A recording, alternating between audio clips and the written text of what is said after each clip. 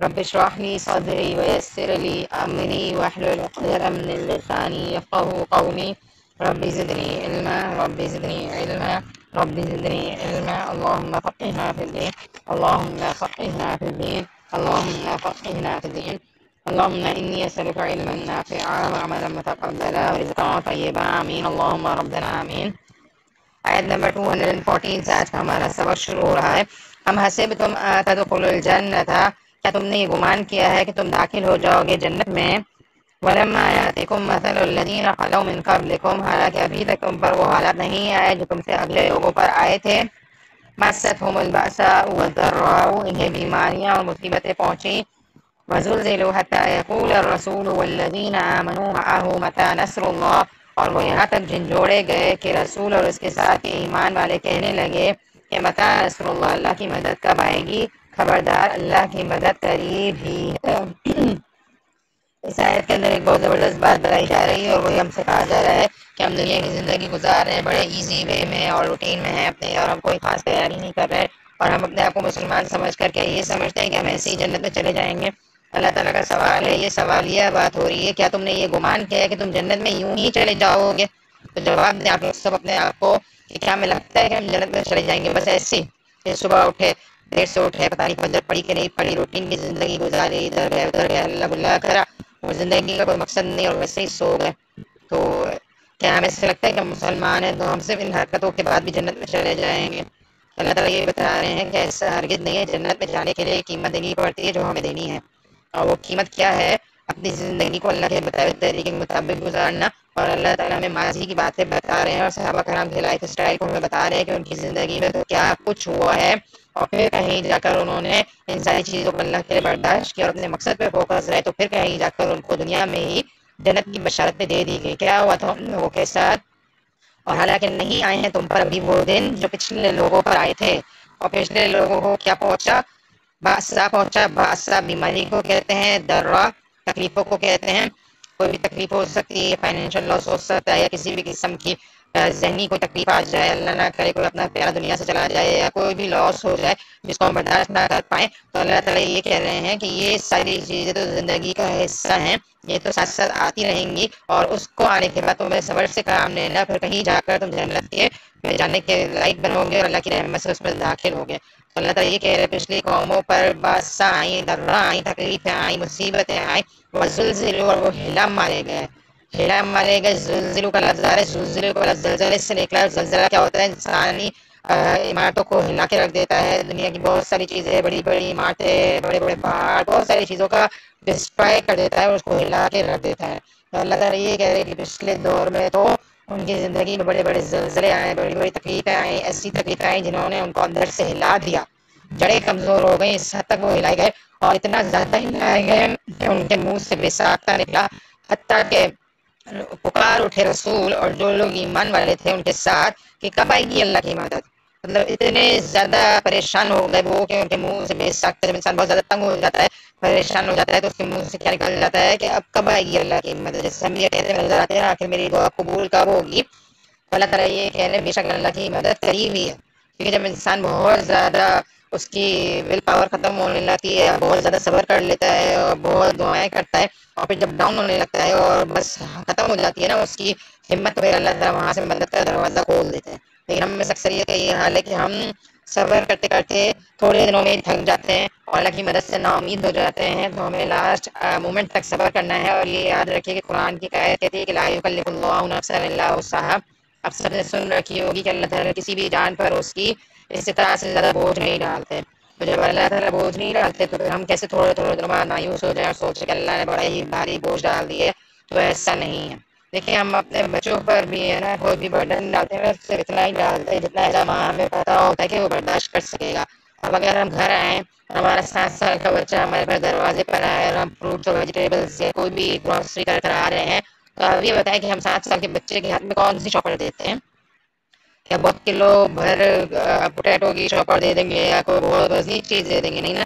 ہم صرف ایسی تھوڑی سی ہیلپ لینے کے لیے چپس بسکٹ کا کوئی ہلکا سا شاپر دے دیتے ہیں اس کے ہاتھ میں کہ بیٹا جاؤ آپ اس کو سیڑھی تک رکھو، پھر دوبارہ آنا. پھر چھوٹی چھوٹی چیزیں دیتے رہتے ہیں نا. اور اگر کوئی بڑا بندہ آئے گا ظاہر سی بات ہے تو ہم اسے ہیوی بوجھ دیں گے. تو جب ماں بچے کی استطاعت سے زیادہ بوجھ اس پر نہیں ڈالتی تو پھر اللہ تعالیٰ کیسے ڈال سکتے ہیں؟ اللہ تعالیٰ تو ہم سے بہت زیادہ محبت کرتے ہیں نا. اگر ہماری زندگی میں کوئی بھی سرکمسٹانسز ہے جو بادر کر رہے ہیں، جو پریشان کر رہے ہیں، تو بس اس حد تک ہی ہے جس حد تک ہماری برداشت ہے. اور اگر ہم برداشت کریں گے اور اللہ ہی سے مانگیں گے تو انشاءاللہ ایک دن دنیا میں بھی وہ مشکل ٹل جائے گی اور آخرت میں ہمارے لیے اجر محفوظ ہو رہا ہے. ہماری زندگیوں میں تو بڑی بڑی مشکلات نہیں آتی ہیں، لیکن پھر بھی ہم ان مشکلات کو اپنے اوپر سوار کر لیتے ہیں اور ہم مقصد پر فوکس نہیں کرتے. اپنی زندگی میں اللہ کو ٹائم دے رہے ہوتے، سب کچھ کر رہے ہوتے، لیکن جیسے ہی بیمار ہو جاتے ہیں میرے خیال میں ہمیں تو ہلکا سا کھانسی نزلہ شروع ہو جاتا ہے تو ہم یہ کہتے ہیں ہمارا سر بہت بھاری ہو رہا ہے، ہم قرآن کی کلاس نہیں لے سکتے. آج ہم نماز چھوڑ دیتے ہیں، ابھی ایک دم سے پڑھی نہیں جائے گی، بھائی سر بڑا ہی درد ہو رہا ہے تو میں تو دوائی لے کے سو رہی ہوں، اگر فجر روک بھی گئی تو کوئی بات نہیں، اٹھ کے پڑھ لوں گی. تو یہ تو کوئی بات نہ ہوئی نا. صحابہ کرام نے میدان جنگ میں حالات میں بھی نماز پڑھی ہے کہ ان کے بدن سے خون جاری ہو رہا ہوتا تھا، ان کو تلوار کے زخم لگ رہے ہوتے تھے، لیکن نماز کا ٹائم داخل ہو جاتا تھا اور نماز کو فوت ہو جانے کا اندیشہ ہوتا تھا کہ کہیں نماز مس نہ ہو جائے، تو وہ زخموں سے چور بھی اللہ کے آگے کھڑے ہو جاتے تھے. تو اللہ تعالیٰ یہ بتا رہے تم پر تو کوئی مشکل آئی ہی نہیں ہے. صحابہ کرام سے کمپیئر کرو اپنی لائف کو، کیا کوئی ایسی مشکل آئی ہے کہ اتنا مشکل ہو جائے نماز پڑھنا ہمارے لیے؟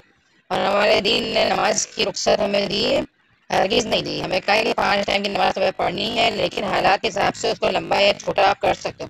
جیسے کہ آپ سفر میں ہو تو قصر کی اجازت ہے، بیمار ہو تو بیٹھ کر پڑھنے کی اجازت ہے، بیٹھ نہیں سکتے تو لیٹنے کی اجازت ہے. تو جب تک انسان کو موت کا فرشتہ نظر نہ آ جائے وہ کسی بھی حالت میں نماز نہیں چھوڑ سکتا. صحیح ہے نا. موت کی ہوش کی تاریخ ہو جائے کہ آپ کو ہوش ہی نہ رہے کہ آپ کہاں ہو، کیا کچھ سمجھ نہیں آ رہا، تو اس وقت مظاہر نماز ہی پڑھی جائے گی. باقی تو پڑھنی ہے نا، چاہے ہاسپٹل ہو کچھ بھی ہو. لیکن ہم جو ہے نا دور تک تو نہیں سوچتے، ہم تو چھوٹی چھوٹی باتوں پر چھوڑ دیتے ہیں نماز. تو یہ صحابہ کرام کی لائف میں آپ کو بتا رہی ہوں کہ یہاں جو تکلیف کا ذکر ہو رہا ہے نا، تو تھوڑی سی تکلیفوں پر بات کر لیتے کہ ان کی تکلیفیں کیا آئی تھی، ان کو جسمانی کتنا زیادہ ٹارچر کیا گیا تھا. اس میں سارے تم میں سے پہلے لوگوں کو ان کے سر سے لے کر پیروں تک آرے سے چیرا گیا. آرے سے چیرا گیا، پتہ ہے نا کیا ہوتا ہے؟ ایک پوائنٹڈ چیز ہوتی ہے، اس سے چیرا گیا اور لوہے کی کنگھی سے ان کے گوشت پوست کو نوچا گیا. لیکن یہ ظلم و تشدد ان کو ان کے دین سے نہیں پھیر سکا. اور ایک دفعہ بلال کا بھی آپ کو پتا ہے نا کہ مکے کی گلیوں میں ان کو کیا کہا جاتا تھا؟ گھسیٹا جاتا تھا. اور حضرت ابراہیم علیہ السلام کو اس دین کے آگ میں ڈال دیا گیا تھا نا. تو پیغمبروں پہ بھی تکلیفیں آئی ہیں اور آپ صلی اللہ علیہ وسلم کے دور میں جو صحابہ کرام ہیں ان کو بھی ایک سے ایک تکلیف آئی ہے. کس طرح سے ان کو آئے دن میدان جنگ میں کودنا پڑتا تھا، کبھی اپنا مال لے کر حاضر ہونا پڑتا تھا، کبھی اپنی جان کا نذرانہ دینا پڑتا تھا. بہرحال حالات بہت ٹف تھے، لیکن اس کے باوجود ان کے دلوں میں اللہ کا شوق، اللہ کی نصرت کا یقین اور اللہ کے دین کی محبت، اللہ سے محبت ان کو ان کے دین سے نہیں پھیر سکی.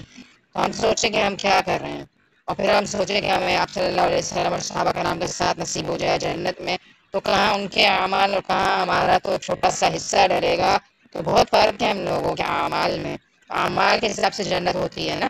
جس کے جتنے بڑے بڑے اعمال ہوں گے ان کے اتنے ہی زیادہ درجے ہوں گے. تو ظاہر کی روح سے ہمارے لیے عمل کا پوائنٹ یہ ہے کہ ہم سب اپنی زندگی میں چھوٹی چھوٹی چیزوں پر غمزدہ ہو کر بیٹھ نہ جائیں اور کام کرنا نہ چھوڑ دیں اور اللہ سے ناراض ہو کر نہ بیٹھ جائے کہ ہائے اللہ نے میرے ساتھ جوانی میں یہ کر دیا ہے، اللہ نے یہ کر دیا.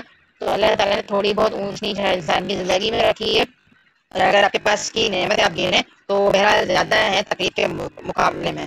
اگر ہم شکوہ کرتے ہیں کہ میں تو بیمار ہوں، تو بھائی یہ بتائیں کہ مہینے میں کتنے دن بیمار رہتے ہو، کتنے دن صحت یاب رہتے ہیں؟ ہارڈلی 1-2 دن سر میں درد ہو جاتا ہے، باقی 30 دن خیریت کے ساتھ گزر جاتے ہیں نا.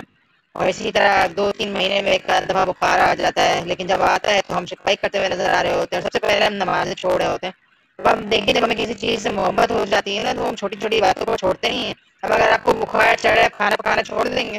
بچے اسکول سے ملے بھوکے رہے ہیں، چلے اگر نہیں بھی بنا سکتے کوئی نہ کوئی انتظام تو کریں گے نا، باہر سے لے لیں گے یا بریڈ لے لیں گے یا کچھ بھی کہ بچہ کچھ تو کھا کے سوئے، یا دودھ دے دیں گے، کوئی شیک اسی طور پر آپ بنا دیں گے کہ چلو کچھ نہ کچھ آپ انتظام کریں گے. آپ بھوکا نہیں رکھ سکتے تو بھائی نماز کا بھی کوئی نہ کوئی انتظام تم کر ہی سکتے ہیں نا. میں یہ نہیں کہہ رہی کہ پوری پڑھیں، اس وقت آپ ہلکی کر سکتے ہیں، بیٹھ کر پڑھ سکتے ہیں، لیٹ کر پڑھ سکتے ہیں. کوئی نہ کوئی آپشن تو تلاش کریں گے نا. مطلب کیسے ہم اپنی زندگی سے نکال دیتے ہیں نماز کو، کیا کرتے ہیں سب سے پہلے نماز کو مائنس کرتے ہیں. کیوں کرتے ہیں ہم ایسے؟ ہماری زندگی میں پہلی بات یہ ہے کہ صحابہ کرام جیسی مشکلات نہیں آئی ہیں، اور دوسرا یہ کہ ہماری زندگی الحمدللہ رکھتی ہے، لہٰذا اس لیسن کو اپنے اندر لیں اور انشاءاللہ اللہ تعالیٰ ہم سب کے دلوں میں اپنی محبت ڈال دے اور اللہ کی مدد کا ہم یقین رکھیں. الا ان نصر اللہ قریب. جیسے ہی کوئی مشکل آئے، کوئی تھکنے لگے آپ، تو آپ اپنے آپ کو کہیں نہیں کوئی بات نہیں، ابھی آ جائے گی مدد، ابھی آ جائے گی مدد. آپ کو موٹیویٹ کرے گی نا یہ چیز. تو مایوس ہو کر بیٹھ نہیں جائیں.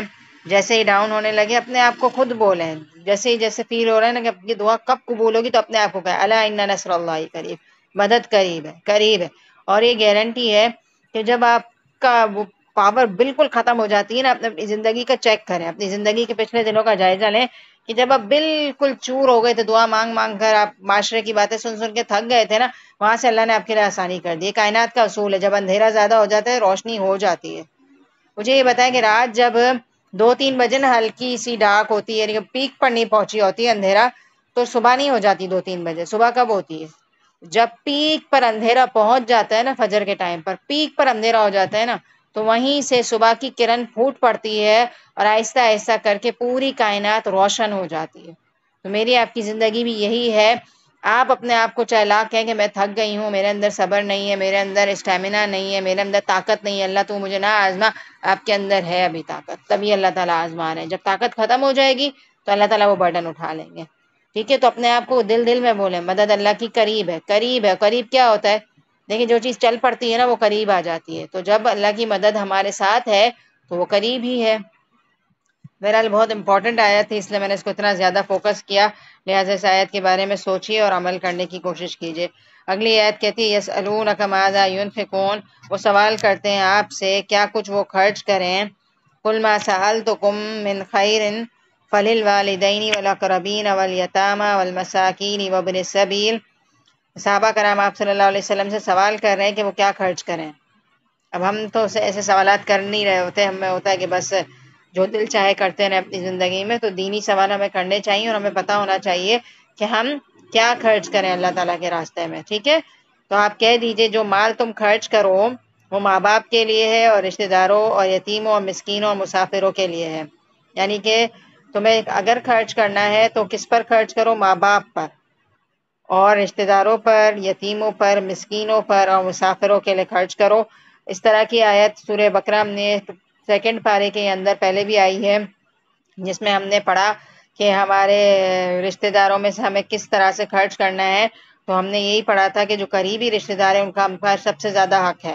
مثال کے طور پر ہمارے اگر معاشرے میں کوئی یتیم ہے اور کوئی مسکین ہے، اس کو ہماری مالی حیثیت کی ضرورت ہے، تو ہم کیا کریں؟ پہلے چیک کریں کہ ہماری فیملی میں تو کوئی یتیم اور مسکین نہیں ہے. تو پہلے اپنی فیملی والوں کی مدد کریں گے ہم، کیونکہ کل قیامت کے دن ہم سے پہلی پوچھ یہی ہوگی کہ تمہارے گھر والے بھوکے مر رہے تھے اور تم نے ان کو نہیں کھلایا. تو پہلی فکر ہمیں اپنے گھر والوں کی کرنی ہے. پھر ہم باہر معاشرے میں نیکی کرتے ہوئے نظر آئیں. لیکن شاید ہم سب کا حال یہ ہے کہ ہم باہر والوں میں تو بانٹتے ہوئے نظر آتے ہیں لیکن اپنی فیملی والوں کو نہیں پوچھ رہے ہوتے. بالکل اسی طرح سے ہمارا حسن اخلاق ہے نا، ہم گھر میں نہیں دکھاتے، اپنے شوہر کے ساتھ بد اخلاقی سے پیش آئیں گے، بچوں پر غصہ نکال دیتے ہیں، لیکن اگر ہم باہر تیار ہو کے کہیں پارٹی میں جا رہے ہیں تو ہم بالکل تیار شیار ہو کر انٹر ہوں گے اور بڑے زبردست طریقے سے السلام علیکم، کیا حال ہے. ہماری ساری مسکراہٹیں باہر والوں کے لیے ہوتی ہیں اور گھر میں ہم چڑچڑا منہ لے کر بیٹھ رہے ہوتے ہیں. تو ہم نے پہلے بھی بات کی تھی کہ ہم اپنے چہرے کو مسکراتا ہوا رکھیں، کیونکہ آپ صلی اللہ علیہ وسلم سے زیادہ مسکراتا ہوا چہرہ کسی کا نہیں تھا. آپ دیکھیں کہ آپ صلی اللہ علیہ وسلم کی زندگی میں کتنے زیادہ کام تھے. سب سے پہلے تو یہ دیکھیں کہ ان پر دین کی کتنی بڑی ذمہ داری تھی کہ انہوں نے دین کا پیغام لوگوں کو پہنچایا. کوئی معمولی کام تھا؟ پورا کا پورا قرآن آپ صلی اللہ علیہ وسلم پر نازل کر دیا گیا اور آپ صلی اللہ علیہ وسلم کو یہ اہم ذمہ داری دے دی کہ یہ پیغام آپ کو پوری دنیا تک پہنچانا ہے. تو سوچے یہ کوئی عام کام تھا؟ اس کے علاوہ آپ صلی اللہ علیہ وسلم ہر فیلڈ میں بہترین نظر آتے ہیں. ہر فیلڈ میں وہ ہمارے لیے رول ماڈل ہے، بہترین شوہر، بہترین باپ، بہترین بیٹے یا جو بھی، ہر طرح سے بہترین نظر آتے ہیں. اسی طرح آپ دیکھیں کہ آپ صلی اللہ علیہ وسلم نے اللہ کے حکم سے کتنی شادیاں کی تھی. 11 شادیوں کا آتا ہے نا، لیکن یہ اللہ کے حکم سے تھا. تو آپ سوچیں کہ آپ صلی اللہ علیہ وسلم روز شام میں اپنی تمام ازواج کے پاس باری کرتے تھے اور چکر لگاتے تھے. روز سب کا جائزہ لیتے تھے کہ کب کس کو کسی چیز کی ضرورت پڑ جائے اور سب کی خیر خبر لیتے تھے. اب آپ سوچیں کہ اگر ہم پر اتنی ذمہ داریاں ڈال دی جائیں تو ہم تو ہنسنا ہی بھول جائیں گے. آپ چھوڑ دیں ہماری ذمہ داریاں کیا ہے. بچوں کو کھانا پکا کے کھلانا شوہر کی ذمہ داری ہے، ساس سسر کی ذمہ داری ہے، یا ایک گھر کو سنبھالنا ہے. یہ معمولی سی ذمہ داری ہے جس نے ہمیں ہنسنا بھلا دیا ہے اور ہم ایک چڑچڑا سا چہرہ لے کر بیٹھ رہے ہوتے ہیں اور ایک بیڈ پرسنالٹی ہماری سامنے آتی ہے اور بچوں کو بھی لگتا ہے کہ بھئی کیا کر رہی ہیں ہماری اماں کچن میں، کہ ایسے ہم تاثرات کر رہے ہوتے ہیں. تو میں بھی کر جاتی ہوں، آپ لوگ بھی کر جاتے ہوں گے، تو تھوڑا سا ریلیکس ہو جائے. کچن میں کام نہیں کر رہے، شوہر نے اگر آواز دے دی تو چڑچڑاپن کرنے کی ہمیں ضرورت نہیں ہے. ہم ہنسی والا چہرہ لے کر، مسکراتا چہرہ جا کر پانی پلا دیں اس کو. کتنا ہم فرسٹریٹ ہو جاتے ہیں، کس طرح کا ہمارا بیہیویئر ہو جاتا ہے کہ ابھی تو میں بیٹھی تھی اور آپ نے پانی مانگ لیا. تو تھوڑا اپنے آپ کو چینج کریں. بڑے بڑے عمل ہمیں نہیں بھی کرنے، تو ہمارے نجات کے لیے انشاءاللہ یہ چھوٹے عمل ہی کافی ہو جائیں گے. ٹھیک ہے، تو میں یہ کہہ رہی تھی کہ ہم خرچ کرنے کی جب بات آتی ہے تو سوسائٹی میں ادھر ادھر تو بہت صدقہ جاریہ کے کام کر رہے ہوتے ہیں، لیکن گھر والوں کو نہیں پوچھ رہے ہوتے. تو گھر والوں کو پہلے یاد رکھیں. اور میں نے خرچ کرنے سے بات کہیں اور میں اس لیے لے گئی کیونکہ دیکھیں، خرچ کرنے میں صرف مال خرچ کرنا نہیں ہوتا، آپ کا علم بھی آپ خرچ کرتے ہو، آپ کی صلاحیتیں بھی آپ بانٹ رہے ہوتے ہو، آپ کی مسکراہٹیں بھی آپ لوگوں کو بانٹ رہے ہوتے ہو، اپنا اخلاق بھی لوگوں کو بانٹ رہے ہوتے ہو. تو بہت ساری چیزیں بانٹ رہے ہوتے ہو. تو اس میں نے یہ پوائنٹ اٹھایا کہ جب بانٹنے کی باری آتی ہے تو اچھا اخلاق ہم باہر والوں کے لیے رکھتے ہیں اور برا اخلاق ہم اپنے گھر والوں کے لیے رکھتے ہیں. اور آپ دیکھیں، جب ہم اپنے گھر میں چیخ چلا بھی رہے ہوتے ہیں نا، تو ہم ادھر ادھر دیکھ رہے ہوتے ہیں کہ کہیں میری آواز باہر تو نہیں گئی. تو کیوں ہم اتنا زیادہ ڈر رہے ہوتے ہیں باہر آواز جانے سے؟ کیا تاکہ باہر ہمارا امپریشن برا نہ پڑے. اور جو ہم گھر میں برے ہیں وہ تو بہترین طریقہ یہ کہ ہم گھر میں اچھے ہو جائیں. اور گھر میں اچھا ہونا ایک مکمل جہاد ہے. اور جب آپ وہاں اپنے آپ کو کنٹرول کر لیں گے تو باہر آپ سے اچھا کوئی نہیں ہوگا. تو گھر میں اپنے آپ کو صحیح کریں. کیونکہ آپ ترتیب دیکھیے، اور ترتیب بھی دیکھیے کہ پہلے والدین کو دو، والدین کے ساتھ بہترین اخلاق سے پیش آؤ. میں خرچ کرنے پہ اخلاق پہ بات کر رہی ہوں، لیکن آپ مالی حیثیت پہ بھی مال کے اوپر لیں گے یہ آیت. لیکن ينفقون کے اندر قرآن کی روح سے ہم نے بیشتر مقامات پر پڑھا ہے کہ ہر طرح کا خرچ اس سے مراد ہے. ٹھیک ہے، آپ ترتیب پڑھیے. والاقربین، اور قریبی رشتہ دار کو. اور ہم اپنے قریبی رشتہ داروں کے ساتھ ہی سب سے بد اخلاق ہو رہے ہوتے ہیں. یا ان کی مالی مدد کرنا ہم معیوب سمجھتے ہیں، اور ہم سمجھتے ہیں کہ ان کو کیا دے کر نیکی کرنا، ہم تو کسی اور کو دیں گے. یتیم، مسکین، مسافر. اور جو کوئی نیکی تم کرو گے تو اللہ اسے جانتا ہے. وما تفعلوا من خیر فإن اللہ به علیم. The main highlighted point is this, because ہم جب نیکی کر رہے ہوتے ہیں تو ہم سامنے والوں سے اجر کی توقع رکھتے ہیں، اور ہم یہ بھول جاتے ہیں کہ اللہ تو دیکھ رہا ہے نا. تو بے لوس ہو کر نیکی کریں. اور ایک اور چیز میں ایک دو دن پہلے ہی سن رہی تھی کہ جب آپ کسی کے ساتھ نیکی کرو اور آپ کو اس کا صلہ نہ ملے تو اس چیز کی بالکل بھی پرواہ نہ کرو، کیونکہ اللہ کے نزدیک آپ کو جو ریوارڈ ملے گا نا قیامت کے دن، وہ اس سے کہیں زیادہ بہتر ہوگا کہ دنیا میں کوئی آپ کو ریوارڈ دے دے. ایک آپ نے نیکی کری، سامنے سے آپ کو ریوارڈ مل گیا، تو یہ تو دنیا کا معاملہ ہو گیا نا. لیکن اگر سامنے سے صلہ نہیں مل رہا تو اللہ آپ کو ایسا ریوارڈ دے گا جو اس انسان کے ریوارڈ سے یقیناً بہتر ہوگا. اب آپ دیکھیں اس آیت میں مال خرچ کرنے کی ترتیب میں والدین پہلے. دیکھیں سم ٹائمز ایسا ہوتا ہے کہ کچھ والدین اللہ نہ کرے فائنینشیل تھوڑے سے ویک بھی ہو سکتے ہیں، بچی کی شادی اچھی جگہ پر ہو گئی ایک بات ہے، اور والدین اگر پیچھے سے خدا نہ خواستہ کوئی مالی ان میں تنگی آ جائے تو ہمارے سب سے زیادہ خرچ کے مستحق پھر وہی ہوں گے والدین. پھر خدا نہ خواستہ رشتہ داروں میں کچھ لوگ ایسے ہوں، تو اس ترتیب سے آپ خرچ کریں. صحیح ہے. لیکن اب دیکھیں، اگر والدین فائنینشیل طور پر الحمدللہ بالکل سیٹل ہے، سب کچھ بھی ہے، تو بھی اگر بیٹی اپنی خوشی سے یا بیٹا اپنی خوشی سے اپنے والدین کی خدمت کرتا ہے اور ان پر مال خرچ کرتا ہے تو وہ بھی اس کے لیے بہترین صدقہ ہے. ٹھیک ہے، تو جب ہم اپنے معاشرے میں دوسرے لوگوں کو صدقہ خیرات کرتے ہیں تو اگر والدین ضرورت مند نہیں ہیں تو بھی ان پر ہمیں خرچ کرنا چاہیے. کیونکہ ایک والدہ اپنے بیٹے سے امید رکھتی ہے اس بات کی کہ اس پر وہ خرچ کرے گا، تو ضرور ہمیں کرنا چاہیے. کیونکہ یہ صلہ رحمی میں آتا ہے، اور جو شخص صلہ رحمی کرتا ہے اس کے مال میں بھی کبھی تنگی نہیں ہوتی. اور آپ سب سے زیادہ انشاءاللہ مجھ سمیت یہ ورک کریں گے. ہم نے اس سے پہلے بھی ٹارگٹ رکھا تھا. ہم نے جتنے لوگ کلاس میں یہاں موجود ہیں، آپ کو یاد ہوگا کہ ہم نے اس سے پہلے بھی ایک ٹارگٹ بنایا تھا کہ ہمیں مسکراتا چہرہ رکھنا ہے. اور یاد رکھنا ہے کہ آپ صلی اللہ علیہ وسلم کی زندگی میں ایسی ایسی مشکلات آئیں جو ہم امیجن بھی نہیں کر سکتے. ان کا جوان بیٹا چلا گیا دنیا سے، ان کے والدین نہیں تھے، اور ان پر تبلیغ کتنی بڑی ذمہ داری تھی. ان کو مشرکین مکہ طرح طرح کا ٹارچر دیا کرتے تھے، لیکن صحابہ کرام گارنٹی دیتے ہیں کہ آپ صلی اللہ علیہ وسلم سے زیادہ خوش شکل مسکراتا چہرہ آج تک ہم نے کسی کا نہیں دیکھا. تو آپ بھی مسکراتے رہیں گھر میں. مسکرانے سے ایک اور بات بھی میں نے پڑھی تھی، سائنٹیفکلی پروو ہے یہ بات کہ جو شخص جتنا زیادہ مسکراتا ہے نا اس کا دل اتنا زیادہ خوش ہوتا ہے اور اس کے ہارٹ کی زندگی بڑھ جاتی ہے. تو آپ کو زندہ رہنے کا یقیناً شوق ہے، زیادہ لمبی عمر چاہیے. تو میں نے پڑھا تھا اس بارے میں کہ جس کو لمبی عمر چاہیے وہ ہر وقت مسکراتا رہے. تو مسکراتے رہیں، اور مسکراتے چہرے سے ہر کوئی محبت کرتا ہے اور دوسروں کو بھی اچھا لگتا ہے. Smiling face. ٹھیک ہے. کتب علیکم القتال وهو کرہ لکم. تم پر جہاد کو فرض کر دیا گیا ہے حالانکہ وہ تمہیں ناگوار لگتا ہے۔ شروع میں صحابہ کرام پر حالات کی تنگی کی وجہ سے ان کو ہاتھ اٹھانے کی اجازت نہیں تھی مکہ میں، کیونکہ ان کے پاس اسلحہ بھی نہیں تھا، مین پاور بھی کم تھی، تو ان کو وقتی طور پہ کیا کہا گیا تھا کہ خاموش رہو، ابھی تم اسلحہ نہیں اٹھاؤ گے، ابھی تم ہاتھ نہیں اٹھاؤ گے، کیونکہ تمہارے پاس پاور ابھی کم ہے، اگر ابھی مقابلہ کرو گے تو خطرہ ہے اس بات کا کہ وہ تم پر حملہ آور ہو جائیں گے۔ لیکن جب وہ لوگ اسٹرانگ ہو گئے اور مدینہ میں ان کی ایک ریاست قائم ہو گئی اور ہر طرح سے ان کو پاور مل گئی، تو پھر اللہ نے یہ کہا کہ اب تم مقابلہ کرو گے، ٹھیک ہے۔ تو یہ آیت آ رہی ہے کہ فرض کر دیا گیا ہے تم پر جہاد کرنا حالانکہ وہ تمہیں ناپسند ہے، ٹھیک ہے۔ جہاد ظاہر سی بات ہے، آپ اپنی پوری کی پوری جان لگا دو اللہ کے راستے میں، پورا مال لے کے چلے جاؤ تو ایک ٹف چیز ہے، تو اللہ نے کہا یہ چیز تمہیں ناپسند ہے۔ لیکن آگے جو اللہ تعالیٰ آیت کہہ رہے ہیں وہ یہ کہہ رہے ہیں وَعَسَىٰ أَن تَكْرَهُوا شَيْئًا وَهُوَ خَيْرٌ لَكُمْ، ہو سکتا ہے کہ ایک چیز جو تمہیں ناگوار گزرتی ہو وہ تمہارے لیے بہتر ہو، اور ہو سکتا ہے کہ ایک چیز جو تمہیں پسند ہو وہ تمہارے لیے کیا ہو، بری ہو۔ وَعَسَىٰ أَن تُحِبُّوا شَيْئًا وَهُوَ شَرٌّ لَكُمْ وَاللَّهُ يَعْلَمُ وَأَنتُمْ لَا تَعْلَمُونَ، اور اللہ تعالیٰ جانتے اور تم نہیں جانتے۔ کیا زبردست آیت ہے۔ ایک تو میں نے بتا دی صحابہ کرام کے اوپر، ایک آپ اپنے اوپر لے لیں آیت، اپنے اوپر کیا لیں گے؟ آپ نے سن بھی رکھی ہوگی، اردو میں بھی ہم بول رہے ہوتے ہیں کہ ہو سکتا ہے ہمیں ایک چیز بہت پسند ہے وہ ہمارے لیے نقصان دہ ہو، اور ہو سکتا ہے ایک چیز جو ہمیں پسند نہیں ہے وہ ہمارے لیے خیر ہو اس میں ہمارے لیے۔ اب آپ دیکھیں کہ زندگی میں جو ہے نا بہت ساری چیزیں ایسی ہوتی ہیں جو آپ چاہ نہیں رہے ہوتے اور وہ ہو جاتی ہیں، اور بہت ساری چیزیں ایسی ہوتی ہیں جو آپ چاہتے ہیں اور وہ ہوتی نہیں ہیں۔ تو آپ اللہ کا یہ رول یاد رکھ لیں کہ جو بھی آپ کے ساتھ ہو رہا ہے نا وہ اللہ کے حساب سے بہتر ہی ہے، اور جب اللہ نے کہہ دیا بہتر ہے تو پھر شک کی کوئی گنجائش نہیں بچتی۔ آپ سب اپنے آپ سے پوچھیں کہ آج کل میں، پچھلے ہفتے میں، یا کوئی ایسی بات ہوئی ہے جو آپ کو پسند نہیں آئی ہو، کوئی ایسی اللہ نہ کرے کوئی خبر ہو، یا کوئی اللہ نہ کرے کوئی بھی لاس ہے، یا کوئی بھی ہو سکتا ہے ہوا ہو کسی کے ساتھ وہ ریلیٹ کر رہا ہو اس بات کو، آپ کو اچھا نہیں لگا، لیکن اللہ کہہ رہے وہ تمہارے لیے بہتر تھا۔ اور ہو سکتا ہے ایک چیز جو آپ کو بہت بری لگی، بہت تکلیف دی اس چیز نے آپ کو، اور وہ آپ کے لیے بہتر ثابت ہوئی۔ اور یہ پروو ہے بات کہ اگر آپ اپنے ماضی کا جائزہ لیں تو زندگی میں بہت ساری چیزیں ایسی ہوتی ہیں جو وقتی طور پر آپ کو بہت اٹریکٹیو لگ رہی ہوتی ہے۔ مثال کے طور پر اگر ہم اپنا جائزہ لیں کہ اگر ہماری شادی ہم سوچ رہے تھے فلاں جگہ پر ہو جاتی، ایک زمانے میں سوچ رہے ہوں گے کہ اس گھر سے رشتہ ہے یہاں تو میرا ہو ہی جانا چاہیے، لیکن نہیں ہوا، ٹھیک ہے۔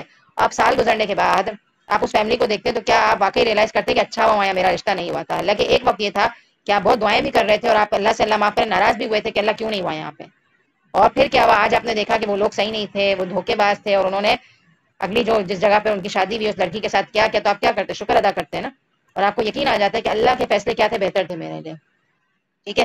اب ایک جگہ پر ہم مال انویسٹ کرنا چاہتے ہیں اور آپ چاہتے ہیں کہ آپ کی ڈیلنگ یہاں پہ پکی ہو جائے، کوئی آدمی ہے تو آپ کے شوہر آپ کو بتاتے ہیں کہ میں فلاں جگہ پر انویسٹ کرنا چاہ رہا ہوں اور بڑا پروفٹ کا امید ہے یہاں پر تو میں کرتا ہوں انویسٹ، پھر اگر وہ آ کے بتاتے ہیں کہ میری ڈیلنگ پکی نہیں ہوئی، تو ایک عورت ناشکری کرے اور کہے کہ بھائی اتنا اچھا پروفٹ ہاتھ لگا تھا اور یہ پروجیکٹ فائنل نہیں ہوا، لیکن کیا ہوا اس وقت آپ نے صبر کر لیا اور آپ نے کیا کہا اپنے ہسبینڈ کو بھی سمجھایا کہ ہو سکتا ہے اللہ نے بہتری رکھی ہو ہمارے لیے، کچھ ٹائم بعد کیا ریئلائز ہوتا ہے، کیا نیوز سامنے آتی ہے کہ اس جگہ کا مال تو ڈوب گیا ہے، اور پھر کیا ہمیں ریئلائز ہوتا ہے کہ دیکھا میرے لیے کیسے اللہ تعالیٰ نے بہتر رکھی تھی۔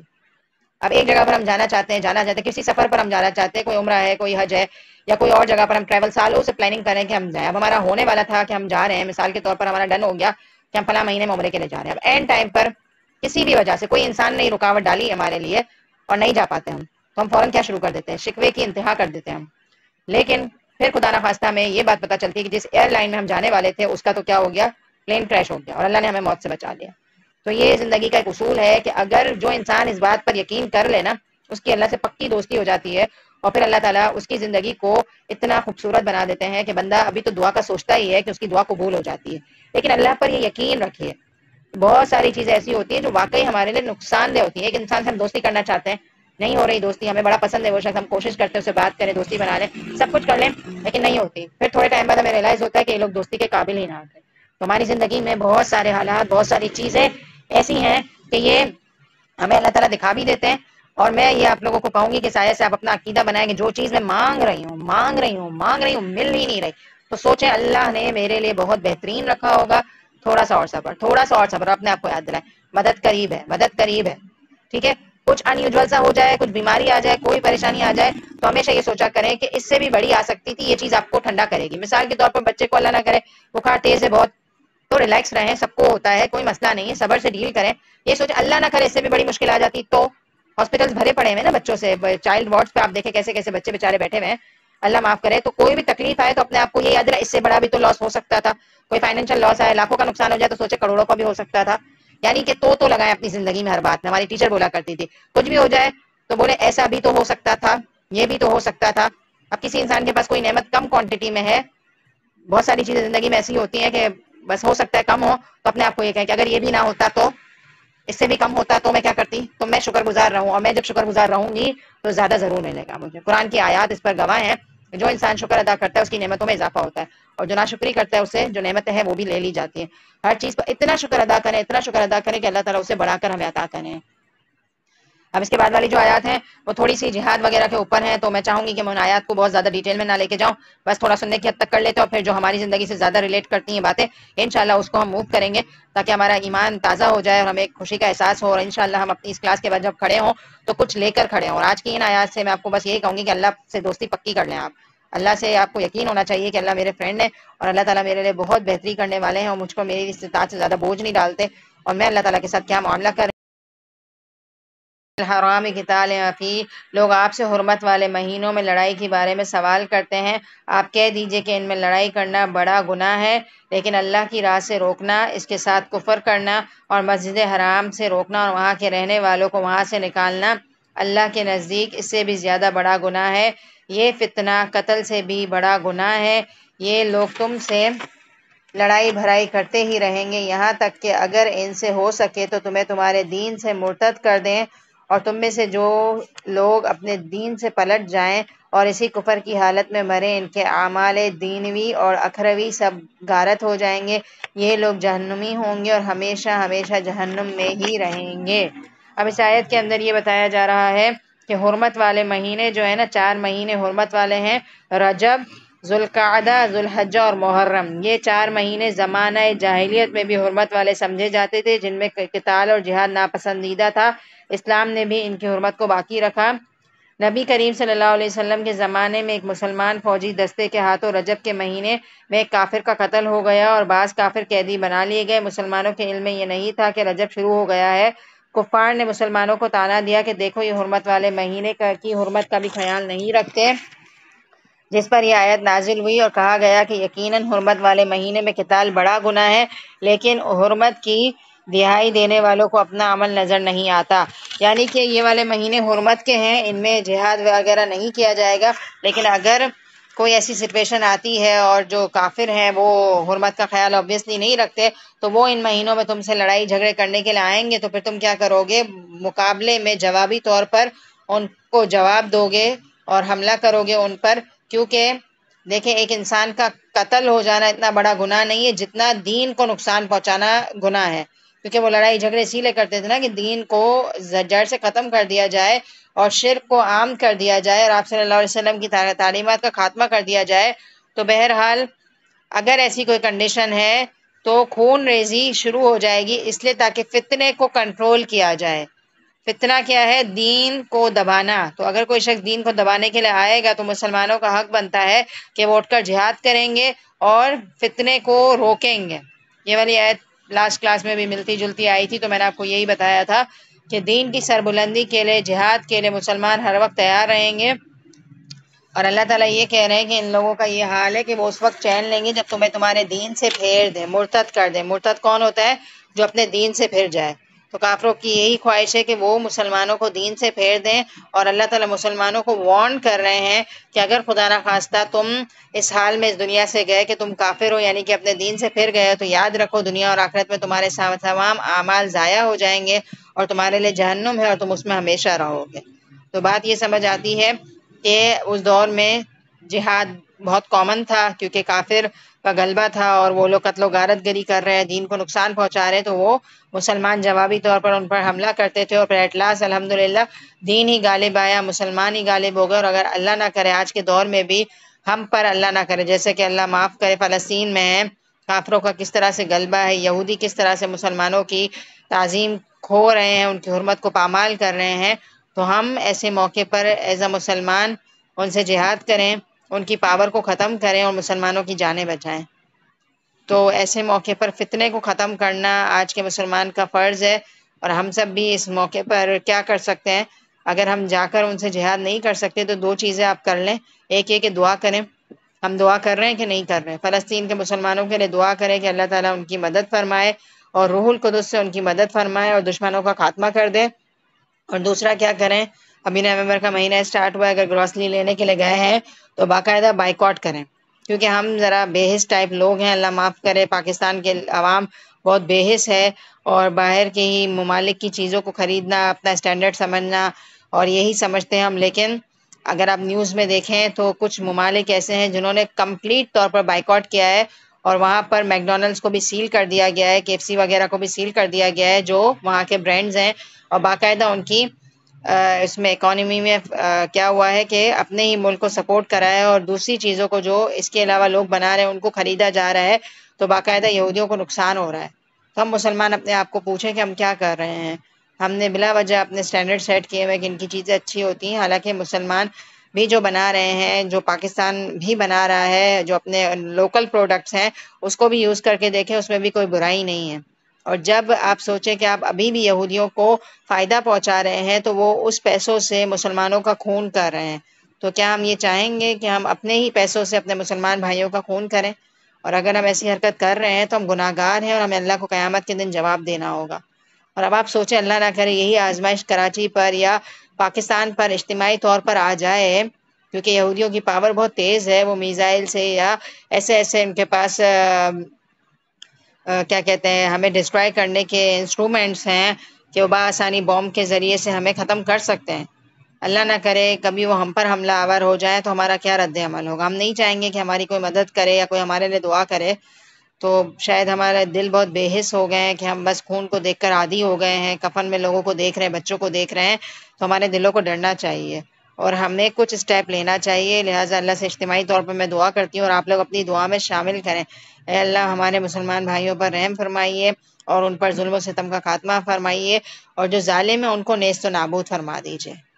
ان الذین آمنوا والذین ہاجروا وجاہدوا فی سبیل اللہ، بے شک جو لوگ ایمان لائے اور انہوں نے ہجرت کی اور جہاد کیا اللہ کے راستے میں، یہی لوگ ہیں جو اللہ کی رحمت کی امید رکھتے ہیں، اور اللہ تعالیٰ بخشنے والے اور مہربان ہیں۔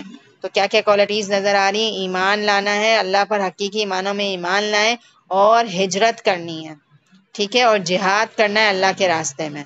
تو ایسے لوگ اللہ کی رحمت کے منتظر ہیں، امیدوار ہیں، اور اللہ تعالیٰ بخشنے والے اور مہربان ہیں۔ اب آپ کہیں گے کہ یہ آیت ہمارے لیے نہیں ہے کیونکہ ہم ہجرت بھی نہیں کرتے، ہم جہاد بھی نہیں کر رہے۔ دیکھیں دونوں چیزیں ہم کر رہے ہیں، ہجرت بھی ہم کر سکتے ہیں اور جہاد بھی کر سکتے ہیں۔ ہجرت کی ڈیفینیشن کیا ہوتی ہے؟ ہا جیم اور را، حجر اس کا روٹ ورڈ ہے، اور اس کا مطلب یہ ہوتا ہے کہ آپ ایک چیز کو چھوڑ کر دوسری چیز اختیار کریں۔ اور ہجرت میں کیا ہوتا ہے کہ ایک جگہ پر اگر آپ کو لگتا ہے کہ آپ اپنے دین کو پریکٹس نہیں کر رہے تو آپ وہ وطن چھوڑ کر دوسری جگہ پر جا رہے ہو، جیسے کہ صحابہ کرام نے کی تھی، مکہ سے مدینہ کی تھی اور پھر حبشہ کی طرف بھی گئے تھے، کیونکہ ان کو دین پر عمل کرنا مشکل ہو رہا تھا اس وطن میں رہتے ہوئے۔ تو آج ہمارا ہجرت کیا ہے؟ ہماری ہجرت کی ڈیفینیشن یاد رکھے، ایک چیز کو چھوڑ کر دوسری چیز لینا۔ تو میری اور آپ کی ہجرت کیا ہے؟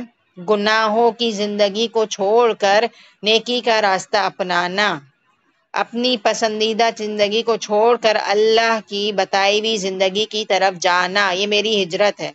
ایک حالت سے میں دوسری حالت کی طرف جاؤں، یہ میری ہجرت ہے۔ میرے دل میں دنیا کی محبت ہے، میں اس محبت کو ختم کر کے اللہ کی محبت کو اس میں منتقل کروں، یہ میری ہجرت ہے۔ تو یہ ہجرت کریں ہم، اور ہم سب کی یہی ہجرت ہے۔ اور جہاد کیا ہے؟ اور جہاد کی ڈیفینیشن ہے جیم ہا اور دال۔ آپ سب نے بچپن نہیں کہوں گی، میٹرک میں یا اپنے بیچلرز کیا ہوا ہے، یا جب بھی اسلامیات آپ نے پڑھا ہوگا نا، جہاد کا لفظ آپ سب نے سن رکھا ہوگا، اور جہاد کی ڈیفینیشن میں یقیناً آپ نے لکھا ہوگا جہاد کے لفظی معنی ہوتا ہے مستقل کوشش کرنا۔ کوشش کیا کرنا؟ فی سبیل اللہ، اللہ کے راستے میں کوشش کرنا۔ تو قرآن کو سمجھنا یہ اللہ کا راستہ ہے، یہ میری کوشش ہے۔ نمازوں کی پابندی کرنا، یہ میری کوشش ہے۔ اپنے بچوں کی تربیت اسلام کے مطابق کرنا، یہ میری کوشش ہے۔ تو یہ میرا جہاد ہے۔ میرا جہاد کیا ہے؟ روز سوچے میں کیا جہاد کر رہی ہوں۔ تو جہاد کا بس مطلب یہ ہے کہ اللہ کی رضا کے لیے آپ کوئی بھی کوشش کریں، تو یہ آپ کا جہاد ہے۔ تو اب بتائیں ہجرت بھی کر سکتے ہیں ہم اور جہاد۔ عن الخمر والمیسر، لوگ آپ سے شراب کے بارے میں اور جوئے کے بارے میں سوال کرتے ہیں۔ یہ سوال آپ لوگ بھی سوچتے ہوں گے کہ ایکچولی کیا ہے اس کی اصلیت، تو قرآن کے پوائنٹ آف ویو سے یہ کیا ساری چیزیں ہیں۔ تو اللہ تعالیٰ آج آپ کو جواب دے رہے ہیں کہ شراب اور جوا بیسیکلی ہے کیا، اور ہمارا اس کے بارے میں حکم کیا ہے۔ قل فیہما اثم کبیر ومنافع للناس، کہہ دیجئے ان دونوں میں بہت بڑا گناہ ہے اور لوگوں کو اس سے دنیاوی فائدے بھی حاصل ہوتے ہیں۔ ٹھیک ہے تو بہت گناہ کا کام، لیکن تھوڑا سا دنیا کا فائدہ بھی مل جاتا ہے، لیکن ان کا گناہ ان کے نفع سے بہت زیادہ ہے۔ لیکن جو گناہ ہے نا ایکچوئل، جو باقی رہ جائے گا اور قیامت کے دن ہمیں نقصان پہنچائے گا، وہ دنیا کے فائدے سے بہت زیادہ ہے۔ تو جب کوئی چیز اپنے اندر تھوڑا سا فائدہ رکھے اور اس کا ہمیں الٹیمیٹ نقصان زیادہ ہو تو وہ چیز ہم کیا کریں گے؟ چھوڑ دیں گے obviously. دیکھیں اب کوئی انسان شراب پیتا ہے تو اس کو وقتی طور پر کیا فائدہ ہوگا؟ اس کی باڈی کو سکون ملے گا اور وہ بڑا ہی مسحور ہو جائے گا اور تھوڑی دیر کے لیے فائدہ اٹھا لے گا. اور نقصان کیا ہوگا؟ نشے کی حالت میں انسان کا ذہن معاوف ہو جاتا ہے، وہ نماز کے قریب نہیں جا سکتا نا، اس کو سمجھ ہی نہیں آئے گا وہ کیا پڑھا ہے. اور قرآن نے بھی منع کیا کہ نماز کے پاس نشے کی حالت میں نہیں جاؤ، کیونکہ تم ذہن طور پر معاوف ہو چکے ہو، تمہیں پتہ ہی نہیں چل رہا کہ تم کیا کر رہے ہو، تو نماز کیسے پڑھو گے تم؟ کبھی وقتی طور پر اس کو لذت ملی لیکن اس کا بہت بڑا لاس یہ ہو گیا کہ وہ نماز کے قریب نہیں جا سکا. اور شراب پینا حرام ہے، آخرت کا انجام کیا ہوا؟ نقصان دہ ہو گیا اس کے لیے. اور اب آتے جوئے کی طرف. اور جوا کیا ہے؟ بڑی بڑی شرطیں لگانا. مثال کے طور پر کرکٹ میچ دو ٹیمز دیکھ رہی ہیں بیٹھ کر، تو ایک یہ کہہ رہی ہے کہ انڈیا جیتے گی، ایک کہے گی پاکستان جیتے گی، اور پھر اس پر یہ لوگ شرطیں لگا لیں کہ جو جیتے گا وہ اس کو ہارنے والا اتنی اماؤنٹ دے گا اور یہ جیتے اور کھیل لگانا. جوا تو آپ سب کو پتا ہوگا کس کس طرح سے ہمارے معاشرے میں عام ہے. اور بس اللہ معاف کرے، اللہ بچا لے اس بیماریوں سے، کیونکہ بہت ڈر لگتا ہے کہ ہماری نسلوں کو بھی ان ساری چیزوں کی عادت نہ ہو جائے، کیونکہ ماحول اور معاشرہ اور سوسائٹی بہت بری جا رہی ہے. تو بس اللہ سے دعا ہے کہ اللہ تعالی ہماری نسلوں کی حفاظت فرمائے اور ان کو شراب، جوئے اور تمام مہلک کردہ چیزوں سے بچا لے.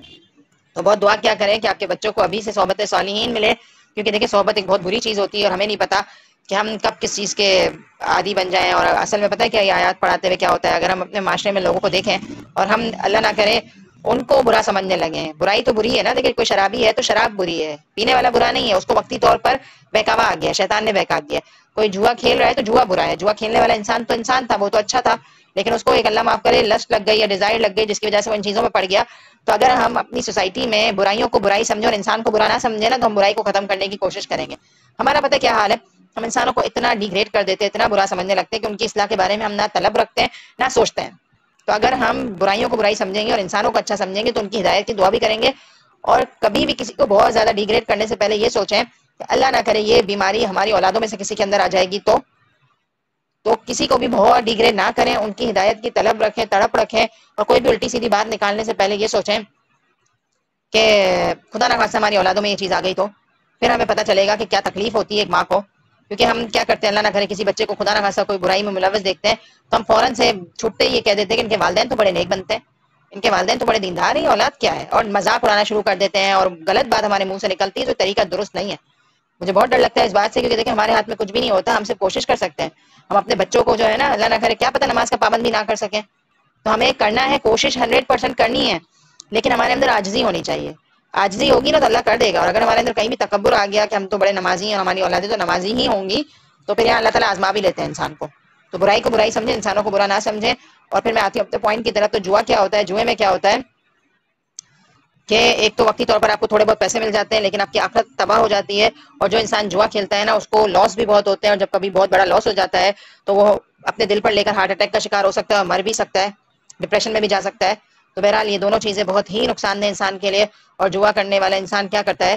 ایک پارٹی دوسری پارٹی کو نقصان پہنچاتی ہے، اس سے انسان کے تعلقات بھی خراب ہوتے ہیں. اور جب تعلقات خراب ہوتے ہیں تو قتل و غارت گری کا بھی اندیشہ ہے کہ ایک دوسرے کو نقصان پہنچانے کے لیے جان کی بازی ایک دوسرے کی لگ جاتی ہے. تو بہرحال نقصانات بہت زیادہ ہیں اور اللہ تعالیٰ نے ان چیزوں کو ہمارے لیے پسند نہیں کیا، بہت بڑے بڑے گناہ ہیں، لہٰذا ان سے بچنے کی ضرورت ہے.